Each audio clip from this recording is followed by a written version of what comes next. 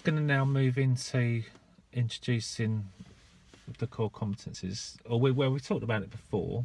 So can you remember what are the core competencies in terms of taking this test, this part 3 driving instructor test? Can you remember? Don't worry if you can't. I can't. Knowledge.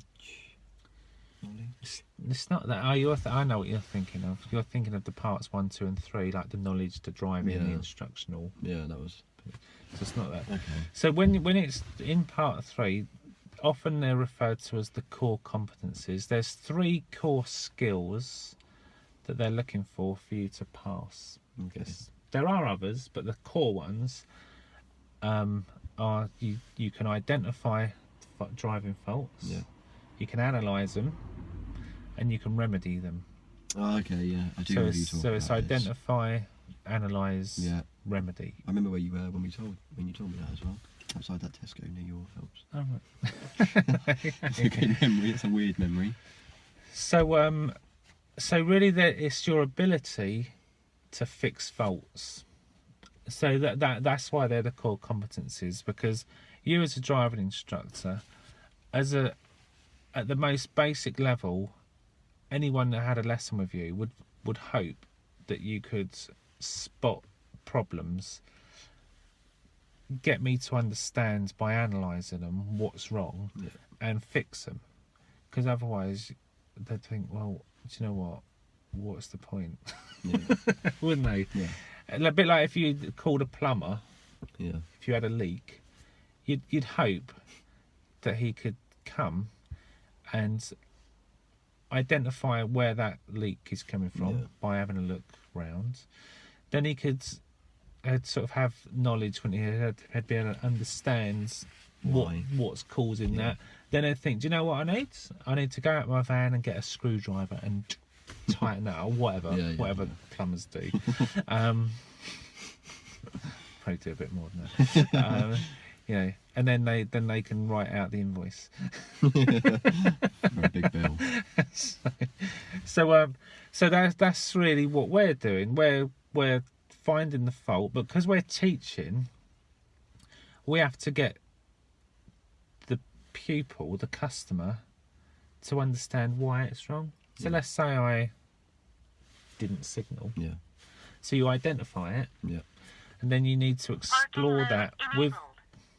Yeah, you need to explore it with the pupil, so that they understand why they should have done it, what the consequences of not doing it would be. So they get that understanding, and then the remedy might be, oh, I just need to remember to do it, or I forget. Can you remind me? Yeah. So and if you had an example of, like you did, you said about that the lady, and if there's an actual, I've actually really has confused someone or inconvenienced them, then that would be a really good thing. You could bring that in. So, that lady, she was about to cross the road. She didn't know what you're doing. A signal would have benefited her. And I go, I didn't think pedestrians counted. I go, all right, yeah, they do. And so what you need to do is signal. And I go, all right, I get that now. Now I know I'll do that, and you might have to remind me. Yeah. So that would be simple as that. Yeah. That is the core competencies at its basic level. Sweet. So it's. That's it. Just repeat the actual quote. You identify it. Identify. Then you analyse it, or another word they often use is like you explore it. You kind of get an understanding. Yeah, okay. Do you know why you should have done that? What are the consequences if you don't do that? And then the remedy, the actual fix. Yeah. So there's lots of remedies. Like if you think of the remedies like a toolbox, and look at lesson plans. So basically, we want to follow a structure each time that we're doing a lesson. So let's talk about the first one we're going to do, the controls lesson. So this is the one where they learn all about what the main controls do. They do their cockpit drill in there as well. so the aim and the subject, this is what the examiner gives to you Yeah. in the form of like a word picture. Right. Okay. So when you do your test, they'll say, look, I'm a new pupil to you, and you know I need to learn this, whatever Yeah. this is. And so he just gives you a little scenario to understand where, you know, who you're teaching, whether it's the first time they've ever done it or whatever. So so that gives you, they give you the aim and the subject. And then you start the lesson obviously by having an introduction. Hi, my name's Mark, and you know, just a little, be polite, say hello. And at that point, by you doing that, then the role play started. So the way you start is to say, hi, I'm Howard, and can I call you Mark, blah, blah, blah. And I'm going to be your instructor today, and I understand you want to learn about what the aim was, the controls, strange, isn't it? the controls lesson.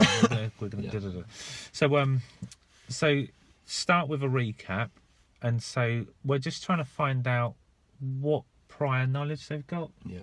You know, where are they starting from? Yeah. That's what I think of the recap. Where is this person starting from? So if it's the controls lesson, have they ever sat in this seat before, in the driver's seat? Yeah.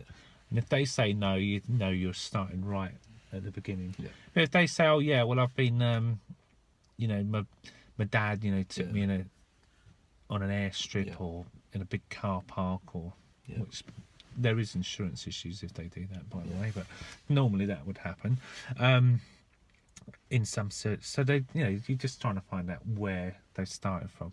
So you're not over teaching them to suck eggs. You know, like they think, oh yeah, I knew that. So you're just trying to find out exactly where to pitch this lesson at. Where are they starting from? Just with a few questions. You know, they might have ridden a bike before, push bike, and so you might think, oh, did it have gears? Because if it had gears, that's going to be quite relevant to the car, because that's got gears. You know, so you can sort of get the idea. And as we go through all these subjects, we're always going to follow this blueprint, this structure. So we've got the recap to find out where they're starting from. Then once we establish what their existing knowledge is and where they are, we can then set an objective.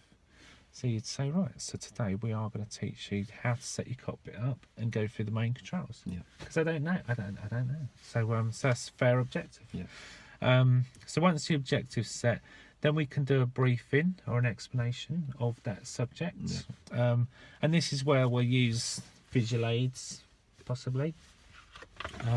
You know, like here, a picture of junctions, so you'd be talking them through what we're going to do, what the process is, etc. So they get an explanation, and then the main event is the practice, to get them to have a go, because they're not going to learn it just by looking at a picture of it. They want to do it, so they want to get out and doing it and driving and whatever the subject is to get them into it. Then any good lesson should just have a summary at the end. Now normally in real lessons there's like be some lesson planner, so you can fill it out with them, so they know what they've done, what level they got to, what you're going to do next time. So there's a little summary just to consolidate what they've learned. You know, and it can end with a bit of Q&A. So you know, let's say we just done mirrors. You could finish with so now do you know when you should check your mirrors? And they should hopefully rattle it all off, and it confirms that the objective has been achieved, met.